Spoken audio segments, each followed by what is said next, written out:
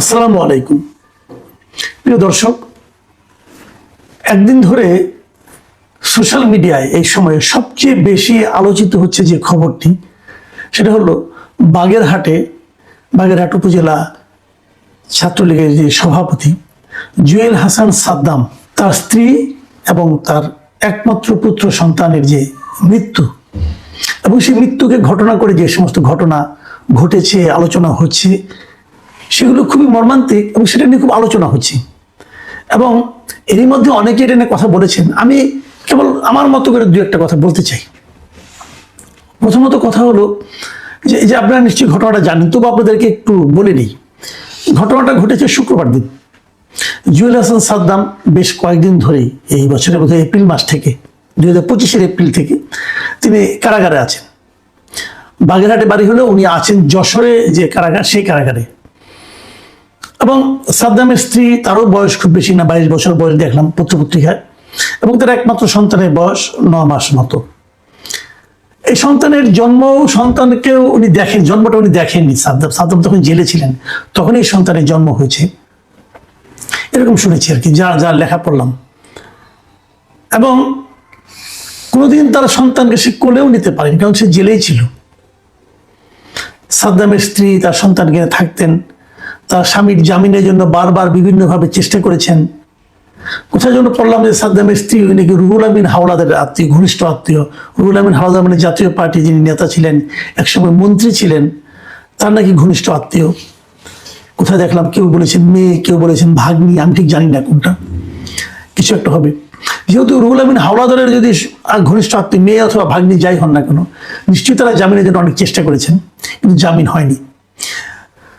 এই মেয়ের ভাইরা বলছেন যে এই মেয়েটি নাকি তার হাজব্যান্ডকে খুব ভালোবাসতো, এবং তাকে ছাড়াতে না পেরে হতাশাগ্রস্ত হয়ে তিনি প্রথমে তার নিজের সন্তানকে পানিতে ডুবিয়ে মেরেছেন এবং তারপর নিজে ফাঁসিতে ঝুলে আত্মহত্যা করেছেন। খুবই মর্মান্তিক ঘটনা। আমি এই ঘটনায় কিভাবে ব্যাখ্যা করব?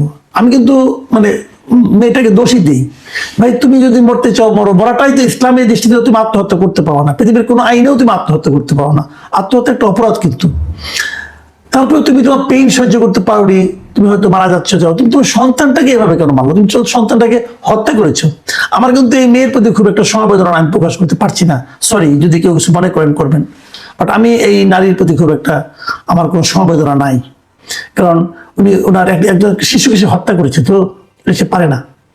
যত পেইনই থাকুক না কেন, যত অভিযোগ থাকুক, আর যদি সে রুহুল আমিন হাওলাদারের আত্মীয় হন, অথবা তার স্ত্রী, সন্তান হন, কন্যা হন, অথবা তার ভাগ্নি হন, যাই হন, তাহলে তো উনি তো এত অভাবেও ছিলেন না যে না খেয়ে থাকবেন, তাও তো নয়। তাহলে উনি ওনার সন্তানকে কেন হত্যা করবেন? এই সন্তানের জীবন তো তার জীবন না, এটা সে পারে না, অন্যায় করছে সেটা। যাক, সেটার ব্যাপার না, আমি ওটা নিয়ে আলোচনা করছি না আপাতত। অবশ্যই একটা বড় ব্যাপার, বাট ওটা নিয়ে আমি আলোচনা করছি না। আমি যেটা বলতে চাচ্ছি সেটা হলো, যেটা নিয়ে সবাই এখন আলোচনাও করছেন এবং বলছেন যে এই স্ত্রী এবং সন্তানের মৃত্যুতে তার জানাজায় অংশ নেওয়ার জন্য কেন সাদ্দামকে সুযোগ দেওয়া হলো না? এটা কিন্তু একটা ভ্যালিড পয়েন্ট। কেন পারবে না সুযোগ দেওয়া তাকে? প্যারোলে মুক্তি দেওয়ার একটা বহু নিয়ম আছে, আমরা আগের সরকার আমলে দেখেছি, বিভিন্ন সরকার আমলে দেখেছি। বাবা মা, আত্মীয় স্বজন, সন্তান মারা গেলে পরে যত বড় আসামি হন না কেন তাকে প্যারোলে মুক্তি দেওয়া হয়। প্যারোলে মুক্তি মানে কি? হাত করা পরেই তাকে নিয়ে আসা হয়, পুলিশ প্রহরে তিনি আসেন এবং জানাজায় অংশ নেন, দাফন করেন, তারপরে আবার তাকে জেলখানায় নিয়ে যাওয়া হয়। এক্ষেত্রে সাদ্দামকে প্যারোলে মুক্তি দেওয়া হয়নি। নানা রকম কাহিনী বলছে। বাগেরহাটের জেলা প্রশাসক বলছেন তার কাছে অ্যাপ্লিকেশন নিয়ে আসছিল, তিনি বলছেন এটা তো আমার এখানে, আপনার কাছে যশোর যান, আবার যশোর যে করা এটা সময় সাপেক্ষ ব্যাপার। এই সমস্ত নানা রকম কথাবার্তা বলা হচ্ছে। এগুলো আমার কাছে সবই খেলো অজুহাত মনে হয়। অজুহাত এই কারণে, এই জেলা প্রশাসক তো সঙ্গে সঙ্গে তাকে মেল করে দিতে পারতেন, টেলিফোনে বলতে পারতেন, কিন্তু তেমন কিছু ব্যাপার না রে ভাই। এক জেলা থেকে আরেক জেলা যেতে কতক্ষণ লাগতো? কিন্তু এখন সবাই নানা ধরনের অজুহাত দিয়ে নিজের গায়ের চামড়া বাঁচানোর চেষ্টা করছেন। বিষয়টা যখন নাকি হইচই পড়ে গেছে, তখন তারা ভেবেছেন এটা কিভাবে আমার ঘাট থেকে সরিয়ে আরেকজনের ঘাড়ে চাপানো যায়, অথবা একটা বায়বীয় ঘাড়ে চাপানো যায়। এই ধরনের নানা ধরনের নকশা তারা এখন করবেন এবং করছেন, আগামীতেও করবেন। এটা নিয়ে আজকে আমি দেখলাম যে আজকে মন্ত্রণালয়ে আমাদের যিনি স্বরাষ্ট্র বিষয়ক উপদেষ্টা জাহাঙ্গীর আলম চৌধুরী, লেফটেন্যান্ট জেনারেল অবসরপ্রাপ্ত, উনি আবার একই সঙ্গে কৃষি মন্ত্রণালয়ের উপদেষ্টা। তো উনি কৃষি মন্ত্রণালয়ে একটা ব্রিফ করছিলেন, সেখানে একজন সাংবাদিক ওনাকে জিজ্ঞাসা করতে গেলে উনি এই প্রশ্নের উত্তর দিলেন না, বললেন যে এখানে আমি কৃষিতে আছি, আমি কৃষির উত্তর দেব, অন্য কোনো উত্তর দেবো না। এটা কেমন কথা? উনি যে স্বরাষ্ট্র মন্ত্রণালয়, তবে বলে তাহলে আমরা স্বরাষ্ট্র মন্ত্রণালয়ে আসি, ওই না স্বরাষ্ট্র মন্ত্রণালয় যখন এটা নিয়ে আলোচনা হবে তখন আসবেন। মানে আমি এই লোকটার সেন্স দেখে আমি হতবাক হয়ে যাই। উনি আজকে কৃষি মন্ত্রণালয়ে আসছেন, ঠিক আছে, তাহলে আজকে যদি স্বরাষ্ট্র মন্ত্রণালয়ের বিষয় কোনো কমেন্ট দরকার হয়, মন্ত্রীর কমেন্ট অথবা উপদেষ্টা বলি, তার যদি কমেন্ট দরকার হয়, তাহলে মানুষ কি করবে? ওনাকে যেখানে পাবে সেখানে যে জিজ্ঞাসা করবে, এটি তো নিয়ম। আমরা তো সাংবাদিকতা করেছি, এটাই নিয়ম। তুমি এখানে বসে ওখানকার কথা বলবেন না কেন? কেন বলবেন না? আবার ওখানে তাহলে ওখানে চলেন না, ওখানেও উনি যাবেন না, ওখানে যেদিন মিটিং হবে সেই দিন আলাপ করবেন। তাহলে এই ঘটনা নিয়ে ওনার কমেন্ট আসতে দরকার নাই। প্রশ্ন উঠেছিল, এক সাংবাদিক বলেছিলেন যে এই সাদ্দামকে আপনারা কেন জেলে আটকে রাখছেন? সে ছাত্রলীগ করতো, ঠিক আছে, করতেই পারে। ছাত্রলীগ আপনারা নিষিদ্ধ করেছেন, ওকে নিষিদ্ধ করেছেন, তো নিষিদ্ধ করার পর কি সে ছাত্রলীগের কোনো সাংগঠনিক কর্মকাণ্ডে অংশ নিয়েছে? তখন তাকে আটকে রাখছেন কেন আপনারা জেলে? উনি কি বললেন? আমরা জেলে কাউকে আটকে রাখি না, একমাত্র ক্রিমিনালদের আটকে রাখি। এই কথা শুনে আমার কাছে এত হাসি পেল যে উনি এগুলি, মানে মানুষের তো একটা সেন্স আছে। উনি মনে করেন কি সবাই বোধহয় ওনার মতো বয়স হয়ে গেছে, সবাই বোধহয় সবকিছু ভুলে গেছে। বেশি দিন আগে না, আমি আপনাকে অল্প কিছুদিন আগের একটা কথা আপনাকে স্মরণ করে দিই। এই মানে গত বছরের 2025 সালের সেপ্টেম্বর মাসে, 24শে সেপ্টেম্বর চট্টগ্রাম উনি একটা অনুষ্ঠানে গিয়েছিলেন। সেখানে যিনি বলেছিলেন যে আওয়ামী লীগের কেউ যাতে সহজে জামিন না পায় সে চেষ্টা চলছে, এই স্বরাষ্ট্র উপদেষ্টা বলেছেন। তার মানে আওয়ামী লীগের কেউ হলেই তারা জামিন দেওয়া হবে না। কেন? এটা কোন আইনে আছে ভাই? এটা কোন আইনে আছে? এটা তো আমরা আগের সরকার, যে সরকার আমরা এত সমালোচনা করছি, ফ্যাসিবাদী সরকার বলেছি, স্বৈরাচারী সরকার বলেছি, তখনও কিন্তু এগুলো দেখিনি। তারা নানা রকম কথা বলেছে, কিন্তু এই ধরনের কথা উচ্চারণ করতে দেখিনি যে বিএনপির কেউ হলেই আর যাতে জামিন না পায় আমরা সেই ব্যবস্থা করছি। হয়তো তাকে কোনো কোনো মামলায় আটকানো হতো। আর এখানে আমি যে কথাটা বলতে চাই, এখন আমরা এবার কি দেখেছি, এই গত 24-এর আন্দোলনের পরে কি দেখেছি, যে আওয়ামী লীগের, বিএনপির, এইসব বিএনপির, আওয়ামী লীগের, ছাত্রলীগের, যুবলীগের এই সমস্ত লোকদেরকে নানা রকম ছুতা নাতায়, নানা রকম অজুহাতে এনে মানে জেলে ঢুকানো হয়েছে। কি এক উদ্ভট মামলা, যে মামলা 25 জন 26 জন মানে আপনার আসামি, হত্যা প্রচেষ্টা মামলা, অথবা যার সঙ্গে তার কোনো সম্পর্কই নাই এরকম লোকের মামলা। ABM খায়রুল হককে যাত্রাবাড়ি এক হত্যা মামলায় আটক করা হয়েছে, একজন বয়স্ক লোক, তাহলে জেলে আটকা। ABM খায়রুল হকের সমালোচনা আমি মানে অনেক করতে পারি, কিন্তু যে কাজের জন্য তারা সমালোচনা করব, আপনি তাকে সেই কাজের অপরাধে মামলা করেন, তারপরে তাকে আপনি আটকান, তারপর আইন তাকে জামিন দেয়, জামিন পাইলে জামিন পাবে। কিন্তু যাতে এরা জামিন না পায় এই জন্য তাদেরকে আটকানো হয় হত্যা মামলায়, যে হত্যার সঙ্গে তার হয়তো দূরতম কোনো সম্পর্ক নেই। মানে আটকে রাখতে হবে। এই যে আটকে রাখা, এটা কি আইনের শাসন?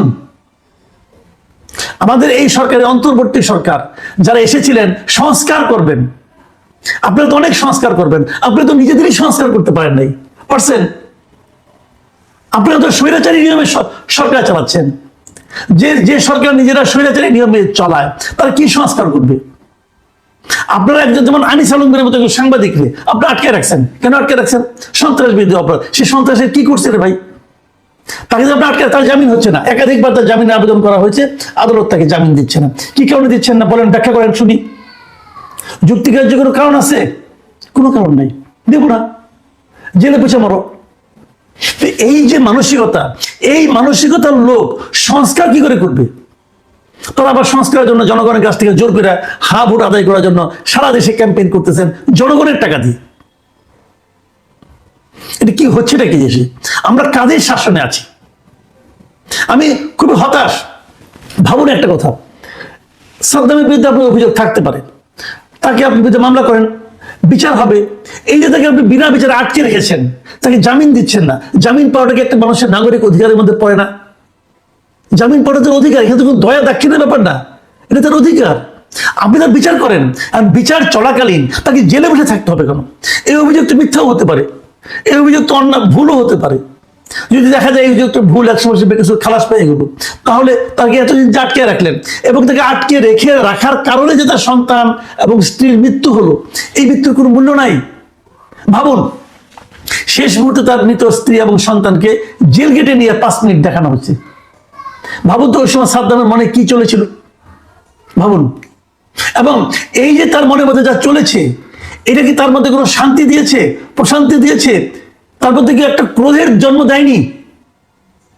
যখন কোন এক সময় নিশ্চয়ই পরিস্থিতি চেঞ্জ হবে, যদি কখনো সে বেড়ে আসে, তার এই ক্রোধটা কি সমাজের প্রতি হবে না, এই সমাজের আইনের প্রতি হবে না? মানুষ কেন খারাপ হয়ে যায়, মানুষ কেন বিপথে যায়, এখান থেকে ভাবার চেষ্টা করুন। আমরা কি করছি? আমরা একটা হিংসা দিয়ে আরেকটা হিংসাকে আমরা ইনভাইট করছি। আমরা কিভাবে দেশটাকে একটা হিংসার রাজ্যে পরিণত করব, একটা হিংসা ভিত্তিক সমাজে পরিণত করব? আমরা কি যাকে দেখবো তাকেই হিংসা করব, যাকে দেখবো তাকেই ক্ষতি করব? আওয়ামী লীগ হিংসা করবে বিএনপিকে, বিএনপি হিংসা করবে আওয়ামী লীগকে, জামাত হিংসা করবে বিএনপিকে, আবার জামাত হিংসা করবে আওয়ামী লীগকে, পারলেই মেরে ফেলো, পারলেই জেলে ঢুকাও। এটা কি? আওয়ামী লীগ 15 বছর শাসন করেছিল, বিএনপিকে নিয়ে জেলে ঢুকাইছিল, জামাতকে জেলে ঢুকিয়েছে, এখন আবার তারা ক্ষমতায় আসছে, তারা সেই একই কাজ করছে। যদি তোমরা একই কাজ করো, তাহলে তোমরা আওয়ামী লীগের চেয়ে ভালো হলে কিভাবে? তোমরা তো তার মতোই হলে, অথবা তোমরা তো তার চেয়েও খারাপ হলে। আমরা তো এই দেশ দেখতে চেয়েছি। আমরা তো ভেবেছিলাম যে একটা অন্তর্বর্তীকালীন সরকার আসবে, যারা কোনো দল করবে না, যারা দেশের সমস্ত মানুষকে ঐক্যবদ্ধ করবে। এই তার নমুনা। মানে আমি খুবই দুঃখজনক, আমি খুবই মর্মাহত এই ঘটনাতে বিভিন্ন পয়েন্টে। প্রথমত আমি মার উপর ক্ষুব্ধ, সে তার সন্তানকে হত্যা করলো কেন? সে নিজে যদি আত্মহত্যা করতো সেটা অন্য বিষয়, কিন্তু আরেকটা প্রাণকে সে নেওয়ার তার তো কোনো অধিকার নাই। ওই সন্তান জন্ম আপনি দিতে পারেন, কিন্তু সন্তানের মালিক আপনি না, এটা আপনি পারেন না।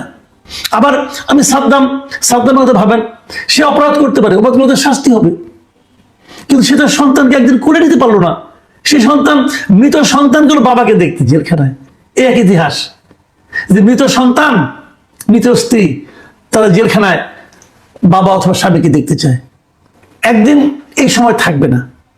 আজকে থেকে অনেক বছর পর এগুলো বড় যখন আলাপ করবে, যদি তখন আমার এই দেশটা কখনো সভ্য দেশে পরিণত হয়, তখন তারা চিন্তা করবে যে একজন নোবেল লরিয়েটের যখন সরকার ছিল, তখন এই সমস্ত ঘটনা ঘটেছে। তারা হয়তো বিশ্বাস করতে চাইবে না, কিন্তু আমরা যারা এখন আছি, আমরা জানি এটাই সত্য, এটাই বাস্তব, এটাই শান্তির নমুনা। প্রিয় দর্শক, এখন এই পর্যন্তই।